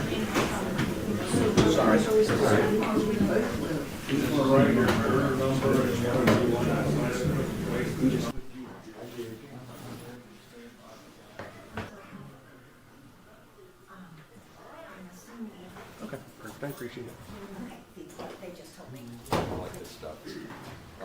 So you know more than I know probably, but the jury's ready. That's all I know. That's all I know too. So process-wise is that they'll bring them out. The verdict forms go to me also. Okay, go ahead and have a seat. So the court was informed the jury reached a verdict, is that correct? Yes. Okay, thank you. So if you'll hand the verdict forms to the bailiff, he'll hand them to me so I can take a look at them. I looked at the form of the papers, essentially to see if they're properly signed. So that's the next thing that happens. With regard to decorum, I don't expect any responses from anybody. It's been an emotional case, it's been a well-tried case, the lawyers did what they should do, the parties did what they should do.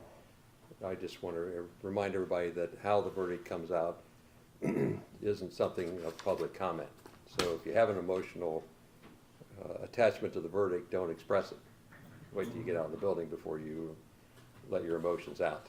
So the verdict forms are properly executed, properly completed. Copies will be made available to the parties. In all circumstances, the jury finds in favor of the defendant. No plaintiff verdict prevailed. So the matter will be concluded with defense verdicts. Thank you, Mr. Klingler. Thank you, Mr. Osborne. Thank you to the court staff and the Sheriff's Department for security in the building. And we'll go ahead and stand in adjournment. Thank you. You're welcome. Going into the jury room. Go ahead and relax, whatever it is you need. Have them go back into their room. If you guys don't mind to hang out in there for a little bit, I can get you. Sir? Everybody is excused. That's what we're waiting for. Literally, that's what we're waiting for. I was like,